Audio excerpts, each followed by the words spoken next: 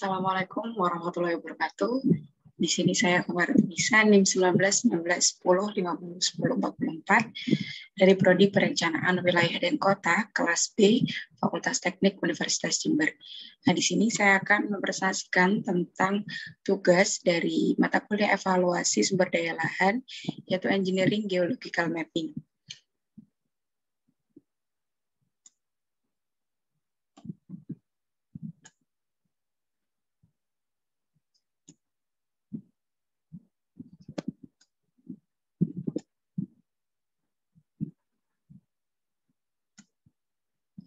Nah, untuk konten dari bahasan kali ini, yang pertama ada geomorfologi, yang kedua ada geohidrologi, yang ketiga adalah geodinamika, dan yang keempat ada studi kasus.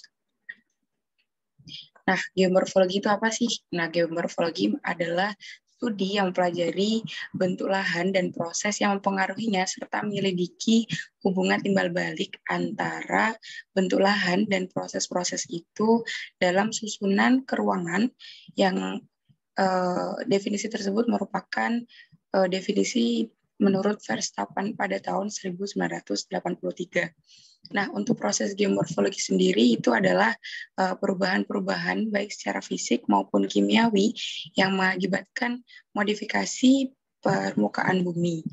Nah, penyebab proses geomorfologi sendiri ini adalah benda-benda alam yang dikenal dengan benda-benda alam berupa angin dan juga air. Yang kedua adalah geohidrologi.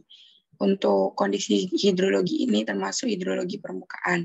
Nantinya kondisi hidrologi ini akan mempengaruhi penggunaan lahan, perencanaan, pemilihan lokasi dan biaya, daya lahan, dan bahkan keamanan struktur teknik.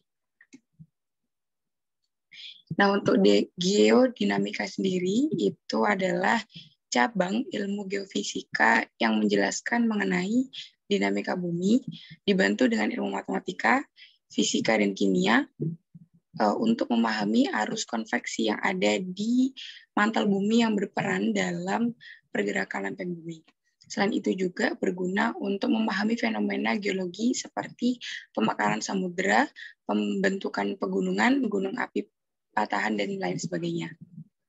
Nah, untuk studi kasusnya sendiri, saya mengambil studi kasus geodinamika kawasan timur Indonesia, di mana untuk gambaran umum wilayahnya sendiri, kawasan timur Indonesia ini terbentuk melalui proses geologi yang sangat kompleks akibat dari konvergensi 3 lempeng utama, yaitu lempeng benua Eurasia yang relatif stabil, lempeng Samudra Pasifik yang bergerak relatif ke barat, dan lempeng benua Australia yang bergerak relatif ke utara.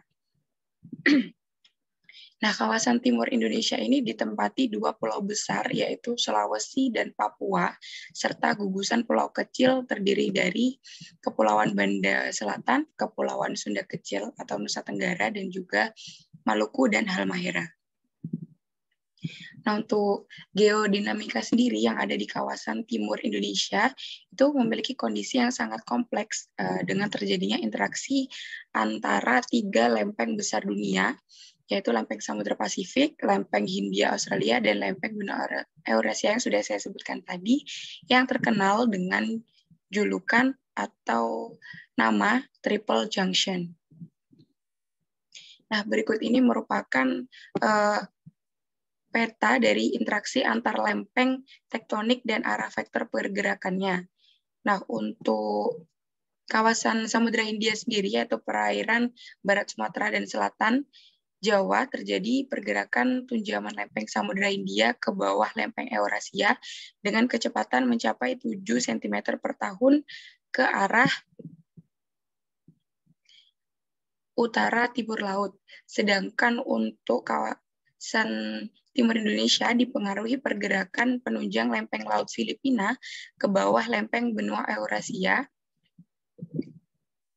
yang memiliki kecepatan 10 cm per tahun berarah barat laut. Di bagian lain, interaksi lempeng benua Australia dan lempeng Samudra Pasifik memiliki kecepatan tunjaman 11 cm per tahun ke arah timur laut.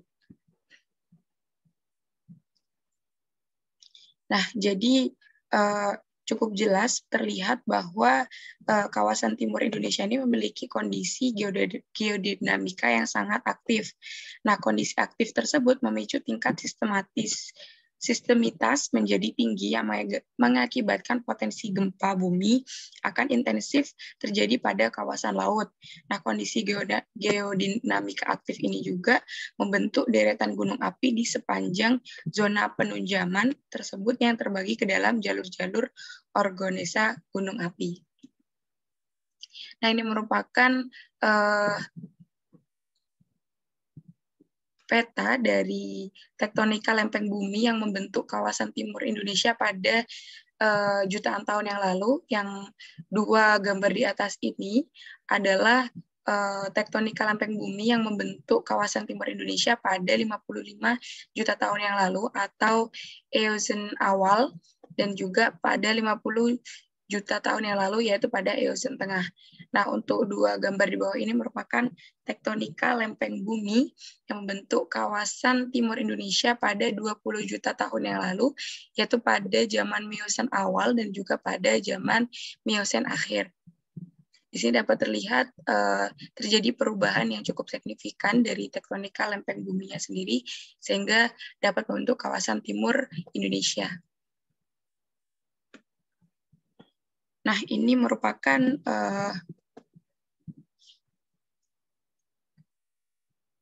peta potensi gunung berapi bawah laut dan aktivitas hidrotermal perairan kawasan timur Indonesia. Nah, karena tadi kan dari adanya aktifan dari geodinamika yang ada di kawasan timur Indonesia itu merupakan geodinamika yang sangat aktif, sehingga memunculkan potensi gunung-gunung api yang ada di bawah laut dan juga aktivitas hidrotermalnya yang ada di perairan kawasan timur Indonesia.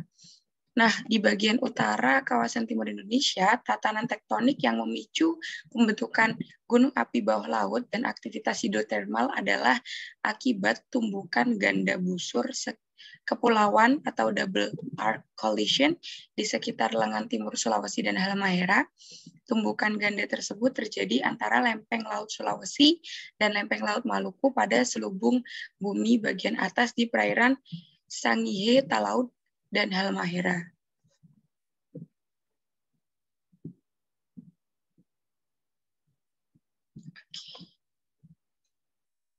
Nah, untuk kesesuaian antara RT RW Kabupaten Halmahera Selatan pada tahun 2012 sampai 2032. Nah, sebelumnya juga disebutkan bahwa pada slide sebelumnya disebutkan bahwa gunung-gunung api yang ada di bawah laut ini merupakan tumbukan ganda antara lempeng laut Sulawesi dan lempeng laut Maluku pada selubung bumi bagian atas di perairan Sangihe, Talaud, dan Halmahera. Nah, pada RT RW Kabupaten Halmahera Selatan sendiri, Kabupaten Halmahera ini ditetapkan sebagai kawasan rawan gelombang pasang dan juga tsunami. Nah, sebagian besar gunung api itu terletak pada busur Sunda yang terbentang 3.000 km dari ujung utara Sumatera hingga ke Laut Banda, terbentuk akibat proses subduksi lempeng Australia di bawah lempeng Eurasia. Sekitar 1/4 dari total gunung api di Indonesia terletak pada sebelah utara busur Sunda. Nah, gunung api di Sulawesi, Halmahera, dan Sangihe ini terbentuk dari konfigurasi beberapa subduksi lempeng kecil yang memanjang utara sampai dengan selatan. Nah, gunung api di Laut Banda ini juga terbentuk akibat subduksi lempeng Pasifik di bawah lempeng Eurasia. Nah, lalu apa sih yang dapat dilakukan untuk mitigasi bencana? Nah, ini merupakan konsep penggunaan anchor reinforcement pada sumber daya arkeologi laut. Nah, sebagai bentuk tindak lanjut dari mitigasi dan adaptasi kebencanaan terkait kondisi geodinamika yang aktif pada kawasan Indonesia Timur, itu dapat digunakan konsep penggunaan anchor reinforcement pada model preservasi in situ sumber daya arkeologi maritim yang posisinya berada pada kelerengan dasar Laut Denga. Nah, untuk model ini sendiri itu merupakan rekomendasi hasil penelitian arkeologi maritim pada tahun 2014 pada situs pesawat Perang Dunia II yang tenggelam di perairan Raja Ampat, Papua Barat. Ditinjau dari kondisi geodinamika, kawasan Kepala Burung Papua memang potensial terkena bencana terkait pergerakan patahan aktif sesar sorong yang melintasi perairan tersebut. Situs ini telah dimanfaatkan sebagai objek wisata bahari yang sangat ramai dikunjungi para wisatawan dan penyelam domestik dan mancanegara, sehingga dampak bencana yang ditimbulkan harus direduksi semaksimal mungkin karena telah menjadi sumber pendapatan bagi pemerintah daerah setempat dan masyarakat sekitar.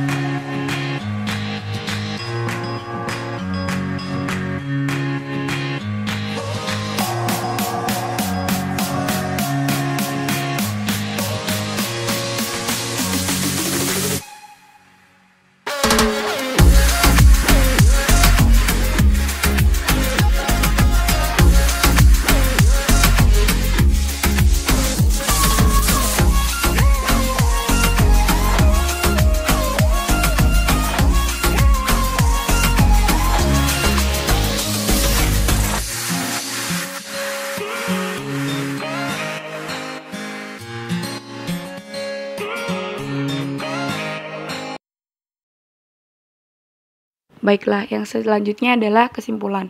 Kesimpulan dari studi kasus geodinamika kawasan timur Indonesia adalah kawasan timur Indonesia memiliki kondisi geodinamika aktif dan merupakan kunci bagi pengungkapan tatanan tektonik secara global. Nah, potensi sumber daya dasar laut ini sebagai implikasi kondisi geodinamikanya adalah keberadaan gunung api bawah laut seperti yang sudah disebutkan pada studi kasus tadi, yaitu yang ada di Sangihe Talaud dan juga Halmahera, dan juga ditemukan di Gunung Api Kawiyo Barat pada kedalaman 1890 meter.